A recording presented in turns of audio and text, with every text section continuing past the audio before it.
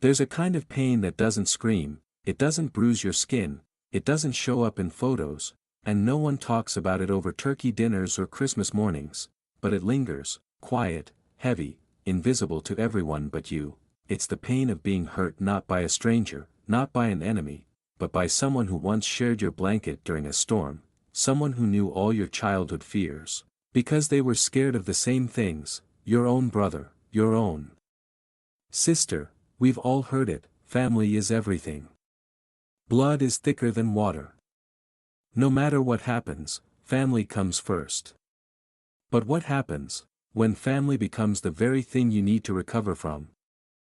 When the people you were told would protect you become the ones you quietly protect yourself from. Betrayal by a sibling doesn't always look like betrayal, sometimes it looks like silence, sometimes it sounds like a compliment with a jagged edge, sometimes it's a pattern you only notice years later, when you realize you've been shrinking yourself, just to keep the peace. You try to brush it off, you tell yourself, it's just how they are. You swallow your hurt, again and again, because the world keeps telling you, they're still your family. But here's what the Stoics teach us, it's not what happens to you, but how you react to it that matters. Epictetus, they didn't tell us to hate the people who hurt us, they told us to see clearly, to stop confusing loyalty with silence, to remove the poison, without needing to vilify the snake. Forgiveness isn't permission to keep bleeding, it's choosing to stop carrying pain that isn't yours, and sometimes, that means walking away, not out of hatred, but out of clarity. In this video, we're going to talk about something most people are too afraid to name, 9 forms of betrayal from siblings that you should never ignore, not because you're weak, not because you're unforgiving, but because you finally love yourself enough to stop bleeding for someone who keeps cutting you. This isn't about revenge, it's about boundaries, it's about truth, it's about healing the quiet wounds that no one else sees, but you feel every time they walk into the room.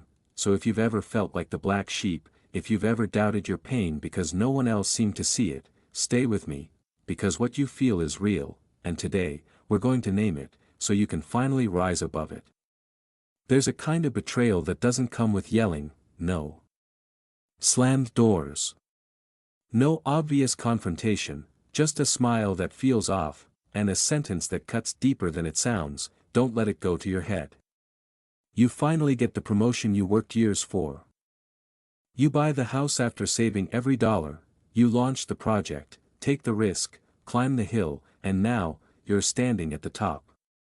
Breathless, proud, but when you look back, your sibling isn't clapping, they're tilting their head, calling you lucky.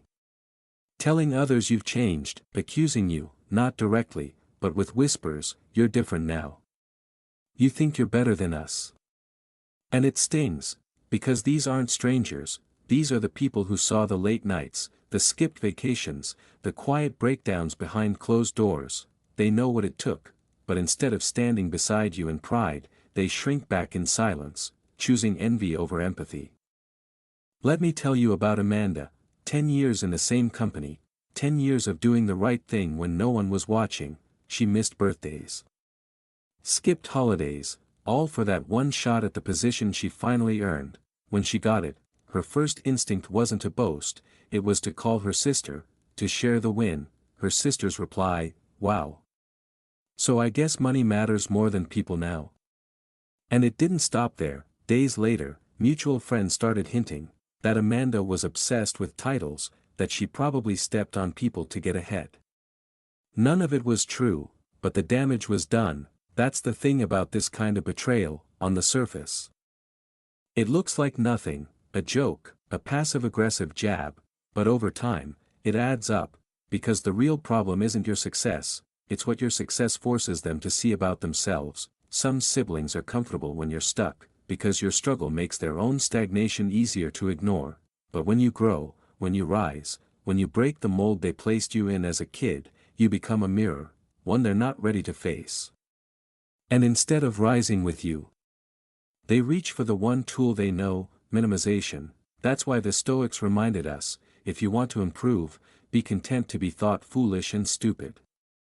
Epictetus, because the moment you elevate, even those closest in blood may feel threatened by your light. But here's the truth, You don't need to apologize for your growth. You don't have to dim your shine so others feel more comfortable in their shadows. You weren't born to remain in the box they packed you into at 12 years old. Success doesn't change who you are, it reveals who was truly rooting for you, and who only clapped when you were losing. This isn't about turning your back on family. It's about turning away from guilt that was never yours to carry, because every time you downplay your win to make them feel better, you teach yourself that joy should be hidden, that pride must come with shame. But today, I want you to hear this: you don't owe anyone an apology for becoming who you were meant to be, not even your sibling, especially not the ones who choose bitterness over belief in you. You've earned your place, you've paid the price, and if someone can't celebrate your light, it doesn't mean you're shining too bright, it means they haven't found theirs yet. There's a kind of manipulation that doesn't need to shout, it arrives softly. Wearing the face of memory, it looks like family, but speaks in guilt. It sounds like, remember who took care of you back then? After everything I did for you, this is how you repay me. You don't react. But deep down, you know, this isn't love anymore. This is control. Some family members don't grow with you, they trap you, tie you to a version of yourself that no longer exists. They don't say, I'm proud of how far you've come. They only bring up your failures, your lost years, your broken chapters, not to support you, but to keep power over you.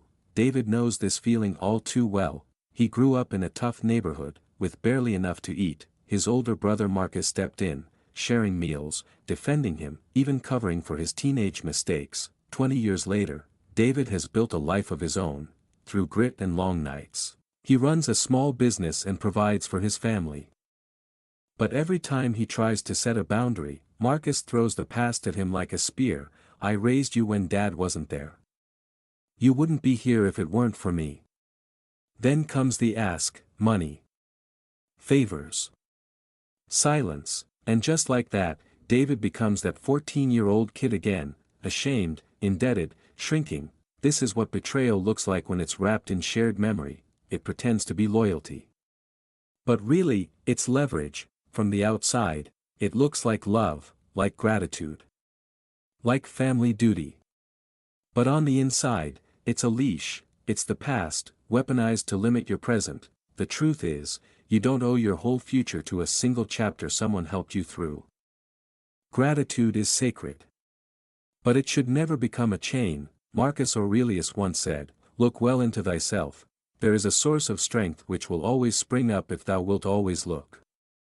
That strength, it's the ability to recognize when love has been twisted into control. You can say, I'm grateful for what you did, but I won't let that be used to manipulate me. That's not disrespect, that's maturity. Some people will always try to drag you back to where you stumbled, because they can't bear to face where they've stayed stuck. But you are no longer that version of yourself. You've rewritten your life.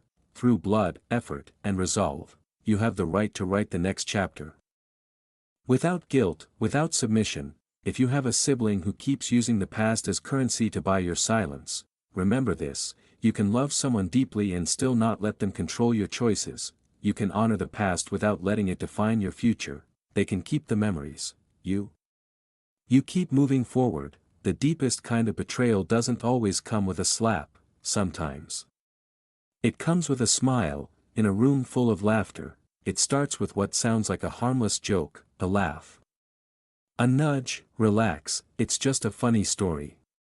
But then they say something only someone close to you could have known, a detail you trusted them with, a memory you never gave permission to be used. And suddenly, everyone's laughing, except you. That's what happened to Laura. It was during a holiday dinner. The table was full, relatives, old stories, and her new boyfriend sitting beside her. Her younger brother decided to get funny. He brought up a breakup Laura had gone through years ago, the one that shattered her for weeks. He twisted the story just enough to make it ridiculous, just enough to get a laugh, and he got one, from cousins, from aunts, even from her boyfriend, who didn't know the whole story. Laura smiled on the outside, but inside she collapsed. You see, when a stranger mocks your pain, it stings, but when it's someone who once held your secrets, someone who promised to protect them, that doesn't just sting, it scars. this is betrayal hidden behind a punchline. It wears a mask called humor, and hides behind phrases like, "Don't take it so seriously. I was just messing around. You're too sensitive." But let's be clear, turning someone's pain into a performance isn't humor. This is betrayal hidden behind a punchline. It wears a mask called humor, and hides behind phrases like, "Don't take it so seriously. I was just messing around. You're too sensitive." But let's be clear, turning someone's pain into a performance isn't humor, it's humiliation with a laugh track. No insults, no fights, just comments, like, "Well, I guess some of us just make better choices." Or, "You remember that time Jenna got so drunk she missed her final? That was wild." They laugh, your parents smile politely, and once again, they're the golden child, and you, the lesson. The warning. The one who almost had potential. That's what happened to Jenna. Growing up, her older sister never yelled, she didn't have to, she performed, she volunteered. She helped out. She excelled, and she made sure everyone knew it, but when Jenna failed, whether it was a breakup, a dropped course, or just a bad week, her sister would mention it. Subtly, always with a smile, always wrapped in concern. And somehow, their mother would sigh and say, "Why can't you be more like her?" At first, Jenna tried harder, she became quieter, more careful, more apologetic, until one day, she looked in the mirror and didn't recognize herself, because slowly, someone else's performance had rewritten her identity. Here's the truth. That kind of manipulation doesn't just steal your peace, it steals your sense of self, and the longer you stay in that game, the more you forget it is a game. But Stoic philosophy teaches us this: you are not responsible for someone else's narrative, only for your own integrity. Marcus Aurelius wrote, "If you are pained by external things, it is not they that disturb you, but your own judgment of them." And it is in your power to wipe out that judgment now. You were never meant to be measured by comparison, you are not someone's shadow, you are not a cautionary tale, you are a story in progress, written on your own terms. So if you've been the quiet casualty in this family competition, if someone has used your flaws to spotlight their own perfection, let this be your moment of clarity. You're not in a contest, you're on a journey, and your worth, it was never meant to be ranked, because the real victory isn't being loved the most, it's being loved without needing to compete. And if you must lose someone's approval to keep your peace, that's not a loss, that's your liberation. Not all wounds bleed. And not all betrayal comes with raised voices or slammed doors. Some of the deepest betrayals come quietly, in the form of dismissal, in a casual shrug, in a sentence that sounds harmless, but hits like a hammer. "Come on, it wasn't that bad. You're being too sensitive. I don't even remember it that way." That's what Lena heard when she finally opened up to her brother. She had carried years of quiet pain from a childhood shaped by a mother who was more strict than supportive, harsh, controlling, never satisfied, and when Lena found the courage to speak, to process, to finally ask, "Did you see it too?" Her brother didn't lean in, he leaned away. He said, "Mom was just trying her best. You're overreacting." And just like that, her entire childhood was invalidated. The pain wasn't just ignored, it was erased. This kind of betrayal isn't loud, but it cuts deeper than most, because it comes from someone who lived in the same house, shared the same dinner table, watched the same story unfold, yet now refuses to acknowledge the version you lived. Let me ask you something: have you ever started to question your own memory, your own feelings, just because someone else wouldn't validate them? That's the danger, not just the denial itself, but the self-doubt it plants. It grows in silence, and it robs you of your right to heal. But here's what Stoicism reminds us: your perception is your truth, and while others may offer different perspectives, truth is not a democracy. It doesn't require a family vote to exist. As Marcus Aurelius said, "If someone can prove me wrong and show me my mistake, I will gladly change. I seek the truth." But what if no one seeks the truth? What if silence is more comfortable than clarity? Because when someone refuses to face what hurt you, it's not always out of wisdom, sometimes, it's fear dressed as love. control pretending to be calm, comfort at the cost of your story. So hear this, clearly, you are not too sensitive, you are not dramatic, you are not broken for remembering what someone else wants to forget. You do not have to stay silent to keep the peace, you do not have to shrink your story to protect someone else's comfort, and you do not owe anyone an apology for how deeply something hurt. Your truth doesn't need approval to exist. It just needs you, to honor it, to speak it, to stop burying it just because someone else finds it inconvenient, because silence is not healing, and denial is not love. Real healing begins the moment you decide your story matters, even if no one else listens, even if you're the only one who remembers it, and the day you stop needing their validation is the day you finally reclaim your voice. Not all betrayal is born from hatred, sometimes, it's inherited, passed down. Like a family heirloom, not in the form of silverware or furniture, but in behavior, beliefs, and wounds left unhealed. You and your sibling may have grown up under the same roof, surviving the same toxic dynamics. The favoritism, the emotional manipulation, the guilt-based control, you both carried the same scars, you both whispered late at night, "We'll never be like them. We'll break this cycle." But somewhere along the way, something shifted. They didn't break the pattern, they became it. Like Daniel, he and his younger sister grew up with a father who used silence as punishment, withheld affection when they didn't fall in line. It wasn't just hurtful. It was paralyzing. They used to promise each other, "We'll never treat people like that." But years later, when Daniel made a life choice his sister disagreed with, she didn't talk to him, she didn't ask, she didn't explain. She simply withdrew, using silence not as space, but as a weapon, and suddenly, the promise was broken, not by a stranger, but by someone who once shared the same pain. Stoic philosopher Epictetus once said, "It is not things themselves that disturb us, but our opinions about them." But when the thing disturbing you is someone repeating a pattern you both once feared, that's not just a difference of opinion, that's a betrayal of your shared history, and that hurts in a different way, because it makes you wonder, was our bond real? Did we survive that storm together, just so you could become it? That's when the betrayal sinks in, not because they hate you, but because they couldn't face their own reflection in your pain. Here's the truth, you are not a dumping ground for someone else's unresolved trauma. You are not obligated to stand still while another person weaponizes their pain. Yes, we all have wounds, but pain does not excuse harm. Hurt people don't always hurt people. Some choose to heal, some choose to evolve, some choose to end the cycle, so it doesn't spill into the next relationship, the next generation. And if someone chooses not to heal, if they decide to repeat what once broke them, that's their decision, not your responsibility. You're allowed to walk away. You're allowed to set boundaries.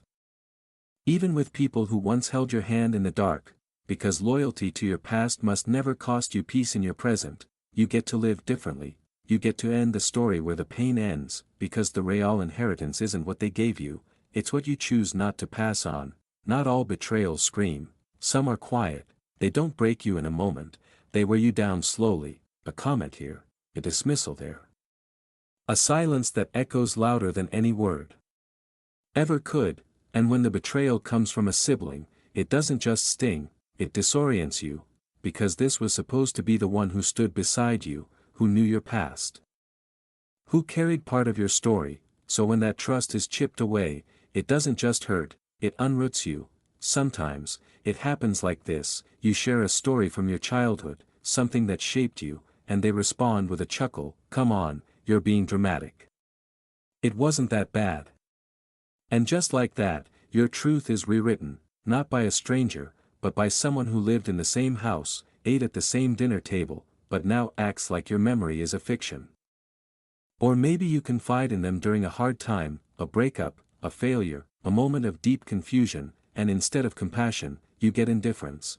They change the subject, they offer no space, no warmth, only the cold weight of absence, and in that moment, you start to wonder, am I asking for too much? Am I being too sensitive? People will say, you should forgive.